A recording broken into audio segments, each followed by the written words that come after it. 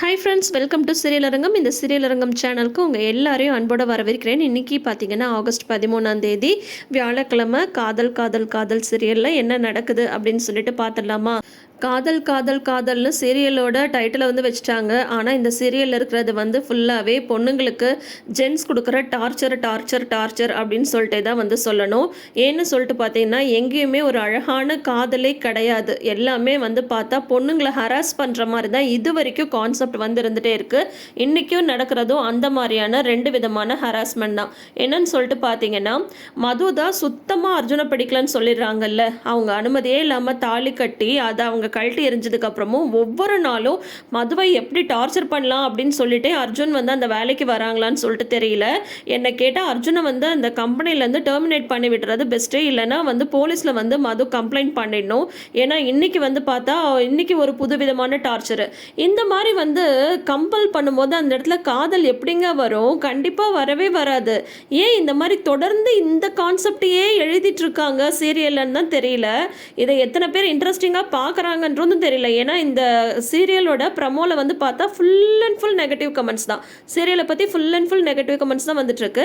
ஆனால் கொஞ்சம் கூட கான்செப்டை மாற்றவே இல்லைங்க. இப்போ வந்து பார்த்தா ஒரு பக்கம் கஸ்தூரியோட லவ், இன்னொரு பக்கம் வந்து பார்த்தா இந்த பக்கம் அர்ஜுனோட லவ். ஓகேங்களா? ரெண்டுமே ஒன் சைடட் தான். சொல்ல போனால் கஸ்தூரி வந்து தான் வந்து விரும்புகிற விஷயத்த இன்னும் கார்த்திகிட்ட சொல்லவே இல்லை. அதுக்கு அவங்க ரெண்டு பேருக்குள்ளார ஒரு நல்ல ஃப்ரெண்ட்ஷிப் தான் போயிட்டுருக்கு. இந்த பக்கம் வந்து பார்த்தா இன்னைக்கு அர்ஜுன் வந்து மதுவோட கேபினுக்கு வந்து வராங்க. மது வந்து அங்கே இல்லை. ஒருத்தவங்க அங்கே இல்லாதப்போ அவங்க கேபினில் ஃபஸ்ட்டு போய் உட்கார்றதே தப்பான ஒரு விஷயம்.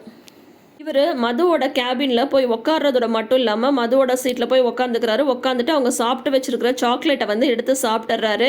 அதில் வேற அவங்க பாதி இவங்க பாதி கடிச்சு கடிச்சு சாப்பிட்ற மாதிரி அவருக்கு அவரே நினச்சிக்கிறாரு. மதுவோட லஞ்ச் பாக்ஸ் வந்து அங்கே வச்சுருக்காங்க. ஓ, எங்கள் மாமியார் சமையலா, இன்றைக்கி நான் இதை டேஸ்ட் பண்ணுறேன் அப்படின்னு சொல்லிட்டு அதை எடுத்துகிட்டு லஞ்ச் ஹாலுக்கு வந்து வந்துடுறாங்க, கேன்டீனுக்கு வந்து வந்துடுறாங்க. அவங்க ஃப்ரெண்ட்ஸ் எல்லாம் கேட்குறாங்க, இது உன்னோட லஞ்ச் பேக் இல்லையே, யாரோடது அப்படிங்கும் போது மதுவோடது அப்படின்றாங்க. இது மட்டும் மதுவுக்கு தெரிஞ்சா அவ்வளோதான், பயங்கரமாக அவள் கோச்சிப்பா அப்படிங்கும் போது அதெல்லாம் நான் வந்து பார்த்துக்கிறேன். என் மாமியாரோட சமையல் எப்படி இருக்குன்னு நான் வந்து பார்க்க வேணாமா? எங்கள் அம்மா சூப்பராக சமைப்பாங்க, அதே மாதிரி மதுவோட அம்மா எப்படி சமைக்கிறாங்க நான் பார்க்க வேணாமான்னு சொல்லிட்டு மதுவோட லஞ்சு ஃபுல்லாகவே சாப்பிட்றாங்க. மது வந்து மீட்டிங் முடிச்சுட்டு கேபினுக்கு வந்து வராங்க. வந்து பார்த்தா எங்கே நான் இங்கே சாப்பிட்டு வச்ச சாக்லேட்டை காணோம், என்னோட லஞ்ச் பேக்கை காணோங்கும் போது இவர் லஞ்ச் பேக் எடுத்துகிட்டு வரதை மதுவோட ஃப்ரெண்டு வந்து பார்த்துடுறாங்க. அப்போ அவங்க வந்து சொல்கிறாங்க, அர்ஜுன் தான் கொஞ்ச நேரத்துக்கு முன்னாடி உன் கேபினுக்கு வந்து வந்துட்டு போனா அப்படின்னதும் அவன் வந்து அப்போ லஞ்ச் பேக்கே எடுத்துகிட்டு போயிருக்கணும் அப்படிங்கும் போது ஆமாம் அப்படின்றாங்க. எங்கே இருக்காம அப்படின்னதும் கேன்டீனில் அப்படின்னு சொல்லிட்டு சொல்கிறாங்க. இங்கே மது வந்து போய் நிற்கிறாங்க. இவர் வந்து பார்த்து சாப்பிட்டுட்டு பயங்கரமாக வந்து புகழ்ந்துட்டுருக்காரு. ஆஹா, என் மாமியாரோட சமையல் பிரமாதமாக இருக்குது, அவங்க கைக்கு வந்து வளையல் வாங்கி போடணும் அப்படின்னு சொல்லும்போது டேய் பின்னாடி மதுடா அப்படின்னு ஃப்ரெண்ட்ஸ் எல்லாம் சொல்கிறாங்க. அர்ஜுன் வந்து திரும்பி பார்க்குறாரு. பார்த்துட்டு மது, உன்னோட லஞ்ச் வந்து செமையாக இருந்தது, பரவாயில்லையே, எங்கள் அம்மா சூப்பராக சமைப்பாங்க, அதே மாதிரி உங்கள் அம்மாவும் சூப்பராக சமைக்கிறாங்களே. முறைப்படி வந்து நம்ம கல்யாணம் முடிஞ்சதும் உங்கள் வீட்டிலேருந்து என்னை கூப்பிட்டு மாப்பிள்ளை விருந்தம் வந்து போட்டிருக்கணும், இன்னும் உங்கள் வீட்டிலேருந்து என்னை அழைக்கலல்ல, அதனால தான் நானே எடுத்துகிட்டு வந்து சாப்பிட்டுட்டேன் அப்படின்ட்டு ரொம்ப கூலாக சொல்கிறாருங்க. எப்பேற்பட்ட பொறுமைசாலியாக இருந்தாலும் இந்த மாதிரிலாம் வந்து நடந்துக்கும் போது அவ்வளோ ஆத்திரம் வரும். மதுக்கும் பார்த்தா அவ்வளோ ஆத்திரம் தான் வருது. எவ்வளோ தைரியம் தான் என்னோட பெர்மிஷன் இல்லாமல் என்னோட கேபினுக்கு வந்தது மட்டும் இல்லாமல் என்னோட லஞ்ச் பேக் வேறு எடுத்துகிட்டு வந்து சாப்பிட்ருப்பேன் நீனு அப்படின்னு சொல்லிட்டு சொல்கிறாங்க. என் பொண்டாட்டியோட சாப்பாடை சாப்பிட நான் யார்கிட்ட வந்து கேட்கணும் அப்படின்னு சொல்கிறாங்க. உடனே மது வந்து திட்டுறாங்க, இன்னொரு தடவை இந்த மாதிரி பொண்டாட்டின்னு சொன்னால் அவ்வளோதான் அப்படின்னது. இரு பொண்டாட்டி இரு, இப்போ வந்து என் மாமியாரோட சமையல் எப்படி இருக்குன்னு அவங்கக்கிட்ட கூப்பிட்டு பாராட்ட வேண்டாமா அப்படின்ட்டு உடனே அவங்க அம்மாவுக்கு வந்து கால் பண்ணுறாங்க. எங்கள் அம்மா நம்பர் உங்ககிட்ட எப்படி வந்தது அப்படின்னதும், எப்போ நான் உங்கள் கழுத்தில் தாலி கட்டணும் அப்பயே உங்கள் அம்மா நம்பர், உங்கள் அப்பா நம்பர், உங்கள் பக்கத்து வீட்டுக்காரங்க நம்பர், எதிர்த்து வீட்டுக்காரங்க நம்பர் எல்லாத்தையும் நான் வாங்கி வச்சிட்டேன் தெரியுமா அப்படின்ற மாதிரி வந்து சொல்கிறாங்க. ரொம்ப ரொம்ப தப்பான ஒரு கான்செப்ட்டு. இதே கான்செப்டில் இந்த ஸ்டோரி போகிறது வந்து பார்த்தா ரொம்ப நமக்கு ரொம்ப அலுப்பு தட்டுதுங்க. அவர் பண்ணுறது தப்புன்னு தெரியாமல் ஒரு கேரக்டர் வந்து இந்த மாதிரி தப்பு மேலே தப்பு பண்ணுறதும், அவங்க அம்மா கூட இதை பற்றி எதுவுமே சொல்லாமல் இருக்கிறதும் எப்படிங்க சரியாக இருக்கும்? மது வந்து அன்றைக்கி சரண்யாவை கோயிலில் கேட்ட கேள்வி 200% கரெக்டான கேள்வி தான். இதே உங்கள் பொண்ணுக்கு இந்த மாதிரி நடந்தால் நீங்கள் பார்த்துட்டு சும்மா இருப்பீங்களா அப்படின்னு சொல்லிட்டு கேட்குறாங்க. கரெக்டான ஒரு கேள்வி தான் இல்லையா? இந்த மாதிரி வந்து ஒரு பையன் நம்ம பொண்ணுக்கு விருப்பமே இல்லாமல் டார்ச்சர் பண்ணால் அப்புறம் அவங்க அப்பா ஆள் வச்சு அடிக்காமல் வேறு என்னங்க பண்ணுவார் சொல்லுங்கள்? அப்பயும் இந்த பொண்ணு மது வந்து நான் டீல் பண்ணிக்கிறேன்ப்பா, வேணாம் நீங்கள் இந்த மாதிரிலாம் பண்ணாதீங்க அப்படின்ற மாதிரி தான் வந்து சொல்லிட்டுருக்காங்க. இவங்களோட பொறுமையை வந்து ரொம்பவே அர்ஜுன் வந்து சோதிச்சுட்ருக்காங்க. சொல்லப்போனால் பயங்கரமாக பார்க்குற நம்மளுக்கே இரிட்டேட் ஆகுதுங்க. அவங்க அம்மாவுக்கு கால் பண்ணி நான் தான் அர்ஜுன் பேசுகிறத உங்கள் மாப்பிள்ளை அப்படின்னு சொல்லிட்டு உங்கள் சமையல் வந்து சூப்பராக இருக்குது அப்படின்ற மாதிரி வந்து சொல்கிறாங்க. நீ எதுக்கு எனக்கு கால் பண்ண அப்படின்னு அவங்க அம்மா சொல்லும்போது மது வந்து ஃபோனை வாங்கிடுறாங்க. ஒரு பைத்தியக்காரங்கிட்டலாம் நீ எதுக்குமா பேசிட்டு இருக்க, முதல்ல ஃபோனை வை அப்படின்னு சொல்லிட்டு சொல்கிறாங்க. மதுவோட சாப்பாடு இன்றைக்கி நான் தான் சாப்பிட்டேன், உங்கள் சமையல் சூப்பர் அப்படின்லாம் சொல்லும்போது மது வந்து ஃபோனை வாங்கி திட்டிட்டு ஃபோனை வந்து வச்சிடுறாங்க. இந்த பாரு இனிமேல் இந்த மாதிரிலாம் பண்ணிட்டு இருந்தேன், நடக்கிறதே வேறு அப்படின்ற மாதிரி மது வந்து சொல்கிறாங்க. உடனே வந்து பார்த்தா இவர் அதெல்லாம் கண்டுக்கிறதே இல்லை. நான் அப்படி தான் சாப்பிடுவேன், கூடி சீக்கிரம் உங்கள் வீட்டிலேருந்து ஃபோன் பண்ணி எனக்கு வந்து சொல்லு, நான் வந்து விருந்துக்கு வரேன், சீக்கிரமாக எனக்கு வந்து விருந்து போடுங்க அப்படின்ற மாதிரி அர்ஜுன் வந்து சொல்கிறாரு.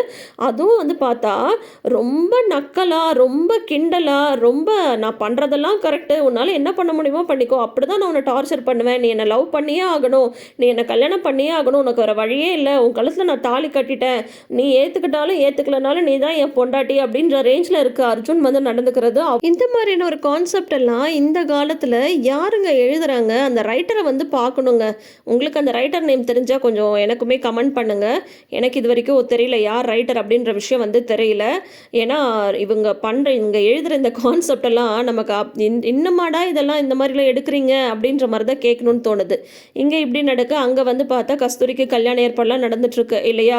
இப்போ வந்து பார்த்தா பொண்ணுக்கு மருதாணி வைக்கிறதுக்காக ஒரு பொண்ணை வந்து அனுப்பியிருக்காங்க கஸ்தூரிக்கு மருதாணி வைக்கிறதுக்காக. உடனே அந்த பொண்ணிட்ட நான் மருதெல்லாம் வச்சுக்க மாட்டேன் அப்படின்ற மாதிரி கஸ்தூரி வந்து சொல்லிடுறாங்க. கார்த்தி வந்து அந்த ஊருக்கு வந்துட்டுருக்காரு. கஸ்தூரி வந்து கால் பண்ணுறாங்க. கால் பண்ணிவிட்டு இன்னும் 5 கிலோமீட்டர் தான், நான் வந்து உன்னை கூட்டிகிட்டு வந்துடுறேன் அப்படின்னு வந்து இப்போ நீங்கள் வர வேணாம், நான் சொன்னதுக்கப்புறம் வாங்க சீனியர் அப்படின்ற மாதிரி கஸ்தூரி வந்து சொல்லிடுறாங்க. நைட்டு தான் வீட்டை விட்டு போகணுன்ற மாதிரி கஸ்தூரி வந்து முடிவு பண்ணியிருக்காங்க. இங்கே வந்து பார்த்தா அவங்க அம்மாவும் பாட்டியும் இன்றைக்கி நைட் வந்து நலுங்கு வைக்கணும், அதனால நீ மருதாணி வச்சுக்கோ அப்படின்னு சொல்கிறாங்க. கம்பல் பண்ணி மருதாணியும் வச்சு விட்டுறாங்க. 2 கையிலையும் மருதாணி வச்சுருக்கிறதுனால இந்த மாப்பிள்ளை பையன் அந்த மாறன் வந்து என்ன பண்ணிடுறாங்க, ரூமில் வந்து கதவை சாத்திடுறாங்க. வந்து சாத்திட்டு கஸ்தூரி அங்கே பாரு அப்படின்னு சொல்லவும் இவங்க டக்குன்னு திரும்பவும் அவங்க வந்து முத்தம் கொடுத்துட்றாங்க. கஸ்தூரிக்கு பயங்கர கோபம் வந்துடுது. இனிமேல் என்கிட்ட இந்த மாதிரி தப்பாலாம் நடந்துக்கிட்டு அப்புறம் நடக்கிறதே வேறன்னு சொல்லிட்டு அந்த பையனை வந்து அரைஞ்சிடுறாங்க கஸ்தூரி.